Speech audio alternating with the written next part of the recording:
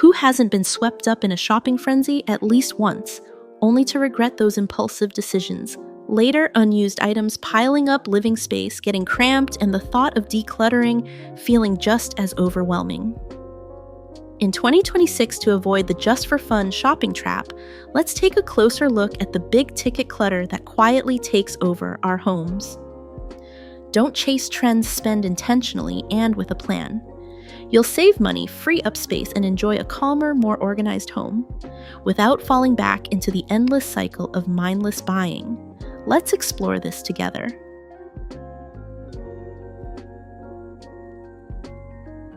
Let's start with the first item.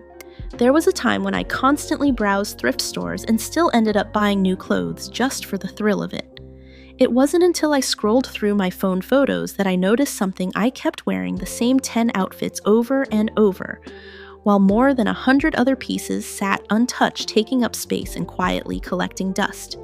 It was a waste of money, space, and even mental energy, especially in the mornings.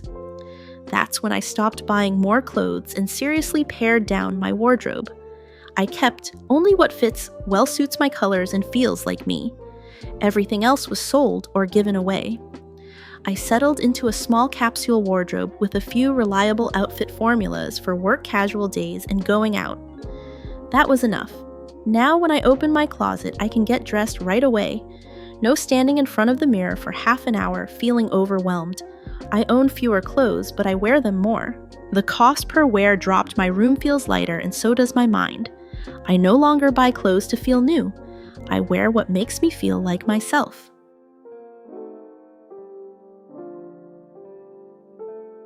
Next is the second item.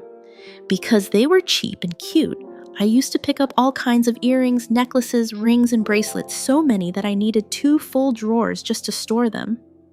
But once I actually wore them, the overall look somehow felt cheaper. The plated finishes tarnished quickly, the color rubbed off, and some pieces even irritated my skin. Wanting a polished, put-together look while relying on very cheap accessories turned out to be a bit unrealistic. And cheap doesn't really mean inexpensive when you buy a lot of it. When I added up the money I had spent on those accessories, it probably could have paid for one solid silver piece that would last for years. So I stopped. I pared things down and kept only a few well-made pieces that are easy to style and truly suit me. Fewer items, but better ones. My outfits still look good, and my mind feels less cluttered too.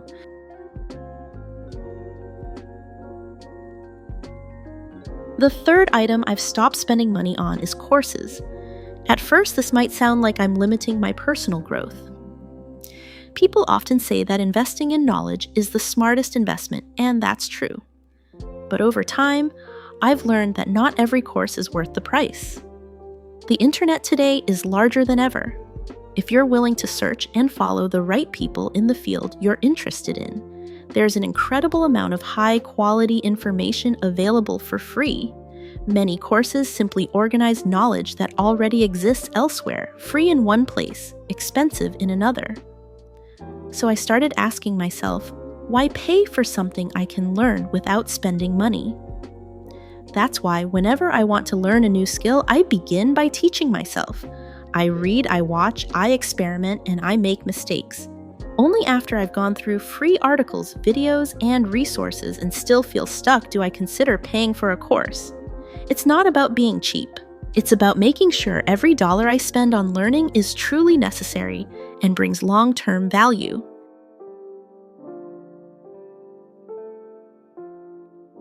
Moving on to the fourth item, I've stopped buying alcohol. I'm not the type of person who says I'll never drink. On special occasions, a long-awaited gathering, a family dinner, or a toast to celebrate someone, I still drink.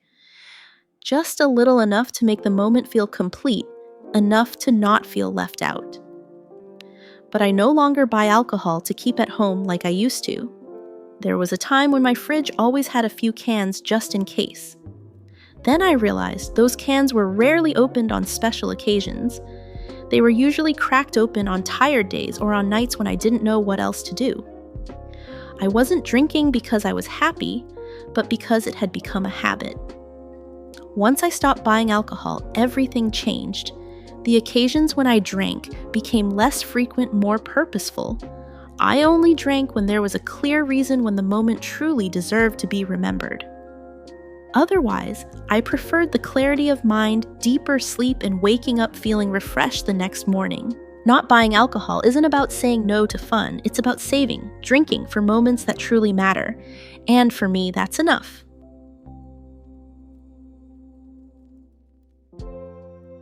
Here's the fifth item I stopped buying: cosmetics. I used to believe that to have beautiful skin, I needed to use as many products as possible. One bottle for each problem, one layer for each step. But the more I added, the more my skin became confused and harder to manage. Then I decided to do the opposite. I started cutting back on skincare and makeup steps. I kept only the products that truly worked for my skin, the ones I had been using for a long time and understood how they worked. Surprisingly, when things were simpler, my skin looked healthier, more even, and had fewer issues.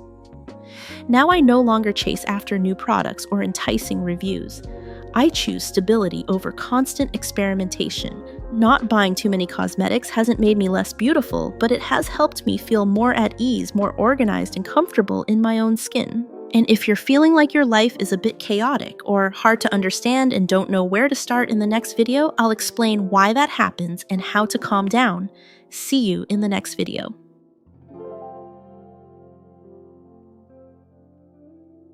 Coming to the sixth item: home decor. I used to believe that a beautiful home meant having many details to admire. So I bought wall art, little cute items to place on my desk, nightstand, bookshelves. Each item looked lovely by itself, but when grouped together, my living space felt more cluttered than stylish.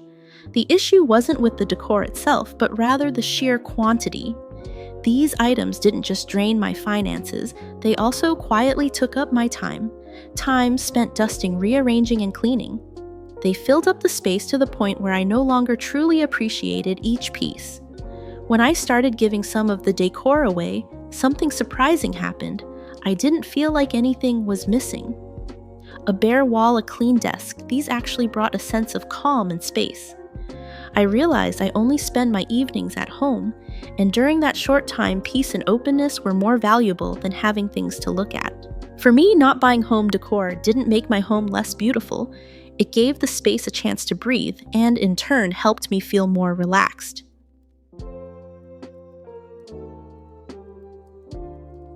Let's move on to the seventh item: cookbooks. I used to love buying cookbooks. Each one looked so beautiful, the photos of dishes were stunning, the pages were thick, and the hardcover made me feel like I was about to become a better cook. But in reality, it was different. Most of those books sat unused on the shelf. I flipped through a few pages for fun, marked some recipes to try when I have time, and then went back to cooking my usual dishes. When I actually needed a recipe, I'd still grab my phone and search online. It was faster, more flexible, and easier to apply. Gradually, I realized that I wasn't buying cookbooks because I had a true need for them, but because I liked the feeling of being someone who could take care of themselves and their family. But that feeling didn't come from owning books, it came from actually cooking. Now, I no longer buy cookbooks. I save recipes on my phone, watch videos when needed, and cook based on my own skills and tastes. My kitchen feels more organized, my bookshelf is lighter, and I no longer feel guilty about the beautiful books I never fully used.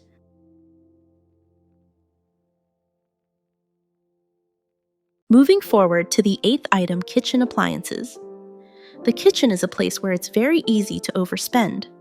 After watching a few cooking videos, I found myself thinking I needed all sorts of things: specialized cutting tools, containers of every size, gadgets advertised as must-haves for convenience.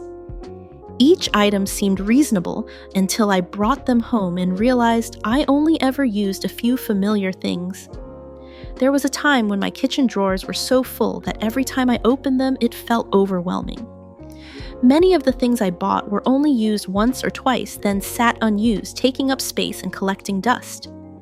They didn't make me a better cook, they only made cleaning up more complicated.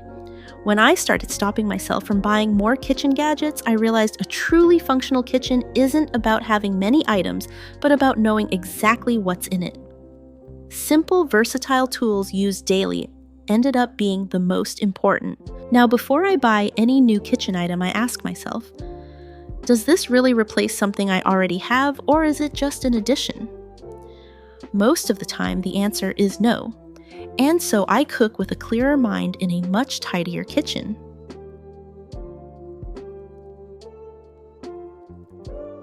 Up next, the 9th item on my list is fabric bags and reusable bags.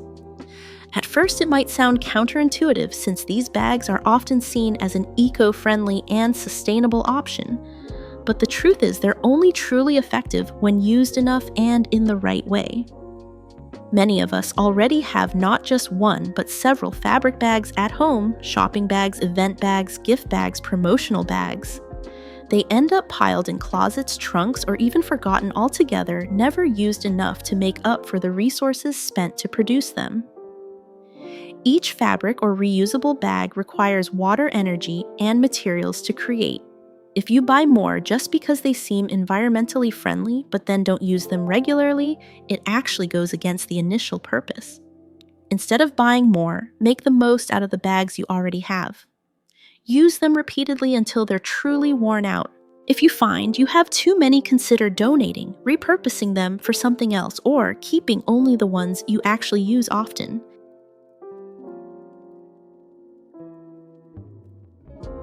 Proceeding to the 10th item, new technology. New gadgets are always tempting because there's a constant feeling that upgrading to a newer version will make life more streamlined, faster, and more efficient. But in reality, many new tech products don't necessarily solve any problems, they just add more things to manage in the home. Before making a purchase, ask yourself if this new item will truly replace the old one, or if it's just a way to satisfy the urge to buy.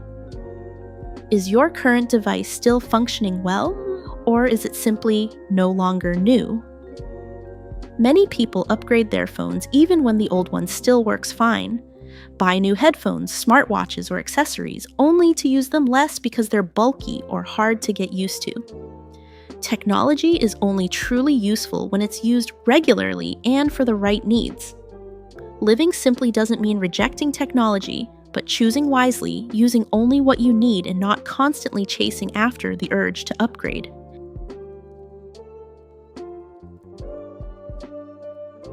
Continuing with the 11th item, shoes. There was a time when I bought shoes regularly, not because I lacked them, but because I always found a reason to buy more, a pair for work, another for outings, a different one to match my outfits. But the more shoes I had, the more I found myself repeatedly wearing just a few familiar pairs. Then I realized I actually needed very few. A pair of running shoes for days when I need to move around a lot, a pair of heels for special occasions, a pair of high boots for cold weather, and a pair of sandals for the more laid-back days. That's it, just the ones that fit well, are comfortable and durable. From then on, I started focusing more on quality. I bought less, but took better care of them, cleaning them after rainy days, storing them properly when not in use, and repairing them when needed. My shoes lasted longer, and I found myself valuing them more. One thought made me stop the habit of buying shoes frequently. Nobody scrutinizes what shoes you're wearing in every photo, and even if someone notices that you're wearing the same pair, it really doesn't matter. It honestly doesn't. Once I realized that not buying shoes anymore became very easy. Not lacking, not regretting, just enough.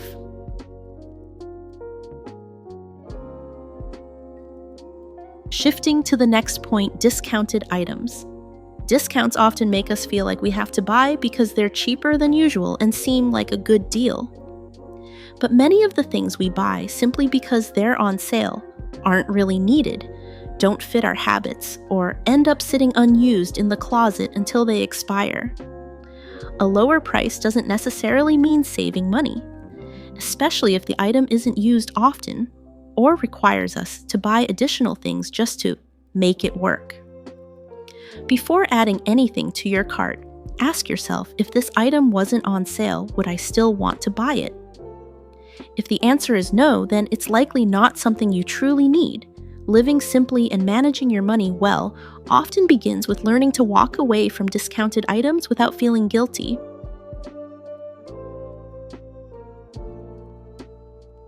Heading to the 14th item, storage items. Boxes, shelves, bins, vacuum bags are often bought with a very reasonable excuse to keep the house more organized. But in reality, many of these items only help us keep more things, not lighten the load. When there's more space to store, we tend to think there's still room and keep adding things we barely use, don't need, or buying new things without feeling the pressure. The problem isn't a lack of boxes or shelves, it's that we already have more stuff than we really need. If there's no intention to declutter or sort through what we have, buying more storage rarely solves the root issue. It only makes things look tidy temporarily while the amount of stuff stays the same or even increases over time. A tidy home isn't about having more storage space, it's about keeping only what we truly use and need. Sometimes, instead of buying another box, what you really need is to let go of a few items that have already served their purpose.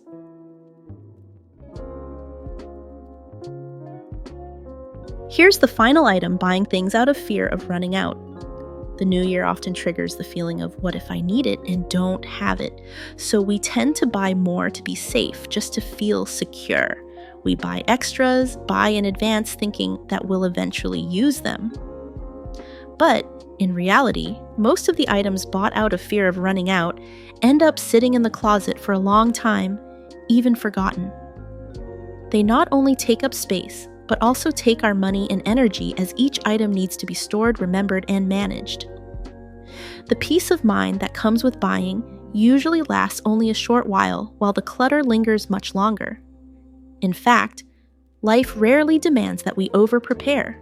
When we truly need something, we can always buy it later, borrow it, substitute it, or find a simpler solution. Having less doesn't make us lack anything. It actually makes us more flexible and lighter every day.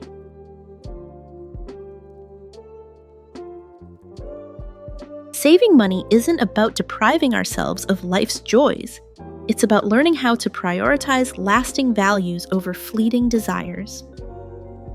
By saying no to unnecessary purchases in 2025, you're opening up opportunities to say yes to bigger goals like financial freedom, meaningful trips, or a solid emergency fund for the future.